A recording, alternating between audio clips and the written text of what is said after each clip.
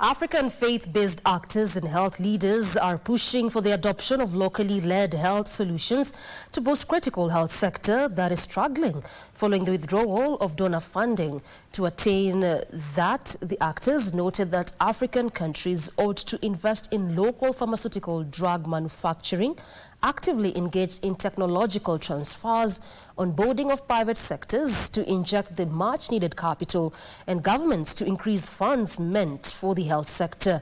Chemtai tells us more.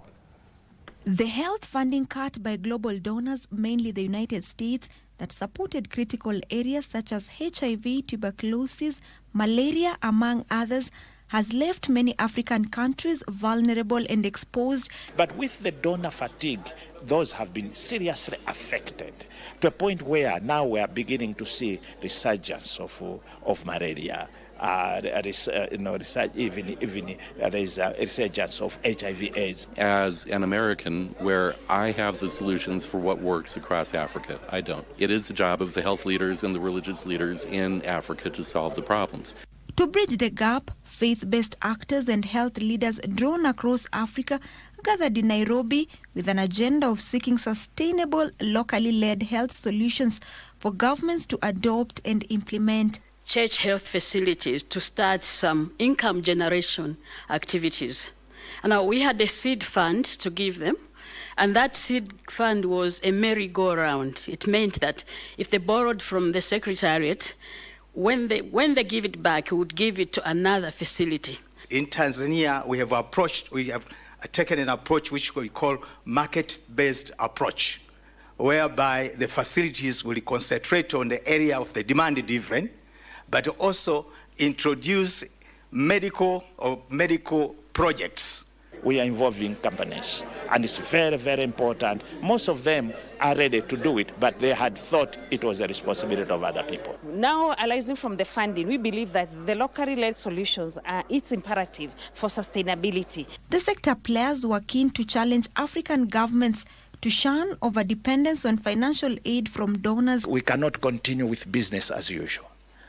We need to begin to raise resources in our own countries to fill up the gap. But I'm convinced that it provides us one of the best platforms for managing our complex diversities. The actors calling on countries to invest in preventive mechanism as opposed to curative, and that they are committed to supporting the sector to thrive and to be self-reliant.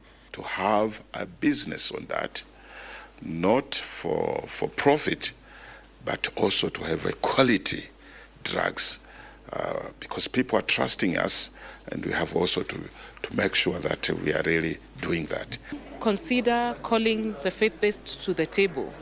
We have, in terms of service delivery, 40% of healthcare output is provided by the faith-based, and they cannot be ignored. Hi to the world. Elsewhere, to lessen the burden that single mothers go through to sustain their families, Health Aid Assistant International has launched an economic empowerment program that will ensure they have access to quality healthcare, safe housing, and opportunities for skills development. You deserve more than survival. You deserve dignity. You deserve opportunities. You deserve support and system that recognizes your work.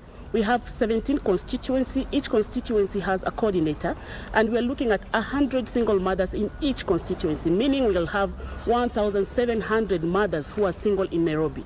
We are going to have this empowerment, sustainable resilience activities. Chemtai for Prime Edition.